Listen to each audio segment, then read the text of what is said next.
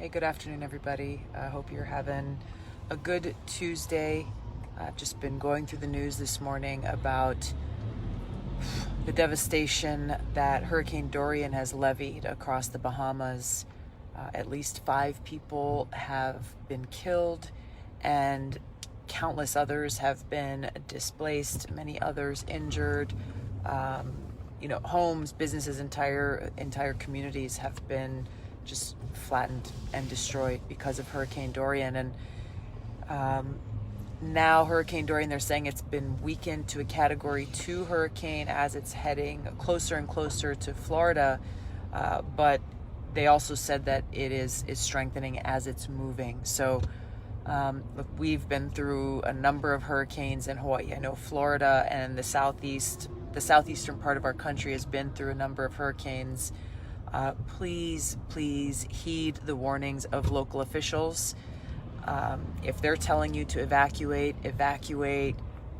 There's some footage online of people going out near the water. There's a guy who got completely swept off of the pier where he was because of a big wave that came.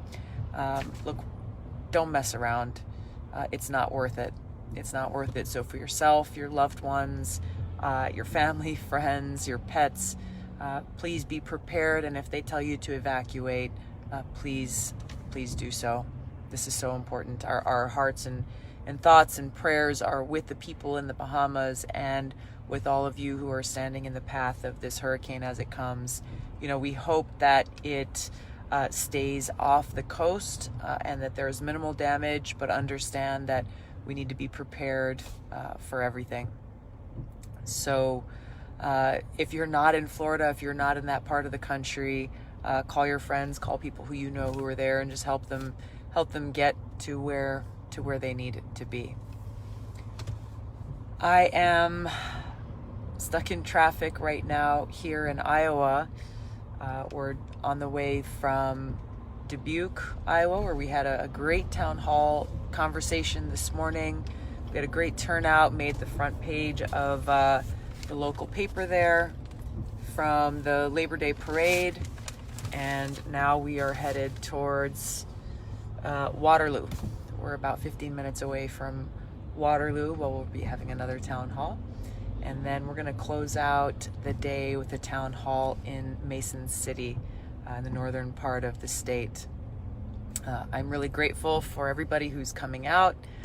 Supporters who are coming out to show their support, people who I've never met before, coming out to learn more about me, my experience, my background, my candidacy, get their questions answered. It's really, really great to have this opportunity to speak directly with voters, to connect with them, and to have these important conversations about how we move forward together as a country, how we heal the divides that are tearing us apart, how we solve the problems that we're facing.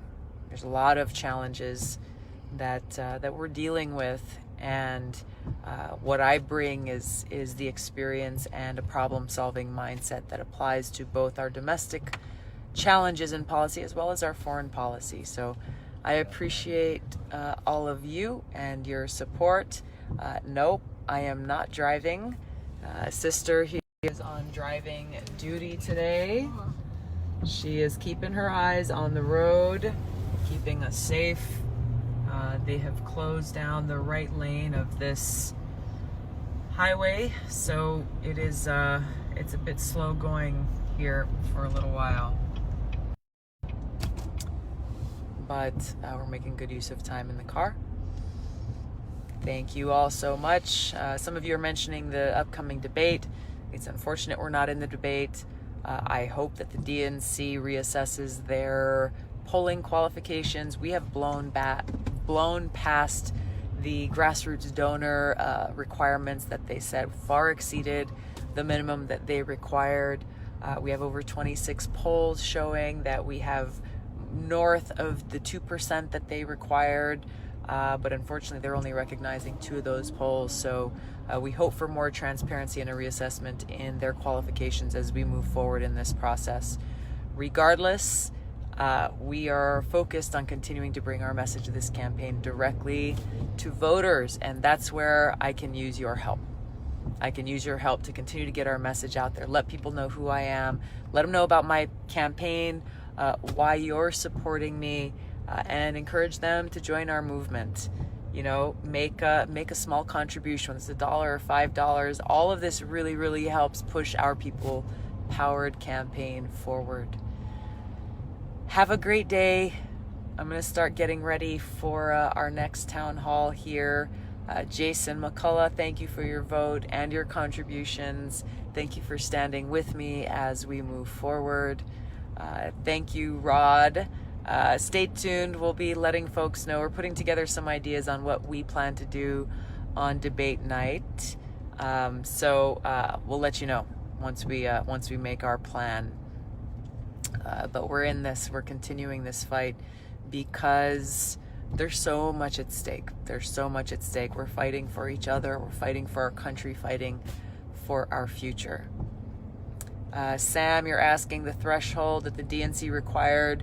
They required 4 of their recognized polls at least 2%. So again, we've got, I think, 26 or 27 polls now that show me at least 2% or higher. These are credible polls.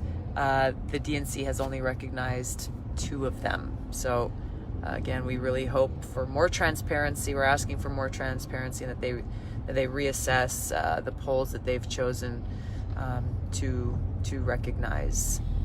Alyssa, for those who have questions about my positions on LGBTQ equality, my positions today are very different from the ones that I held when I was very young, and I've got a long track record in Congress, almost 7 years, of fighting for LGBT equality.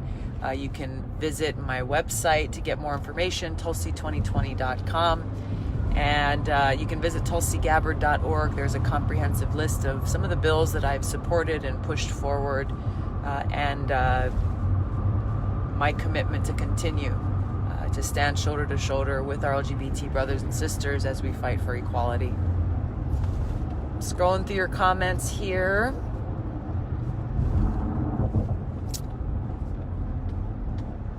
Thank you very much. Cincinnati, thank you for your support. Houston, thank you all for continuing to stand with me. Michael and Pamela Reap, thank you both for your service to our country.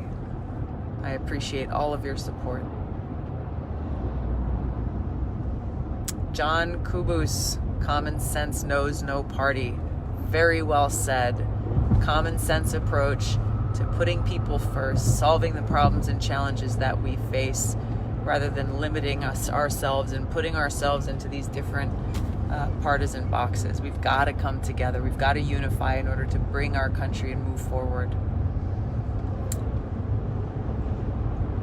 Thank you, South Florida, Stephen. Thank you for your support. Please be safe down there. I hope you're prepared for what's coming. And again, if they tell you to evacuate, please leave the area. Carrie, Northern Michigan, thank you so much. My mom grew up in Michigan. We've got a lot of Michigan ties. Graduated from University of Michigan, and we look forward to bringing our campaign there eventually. All right, guys, I got to go. We're going to get to our next event here shortly. Thank you all for your support. Please help us continue to spread the word. Share with your family and your friends why you are a part of our movement, and encourage them to join us. Thank you all. Have a great day.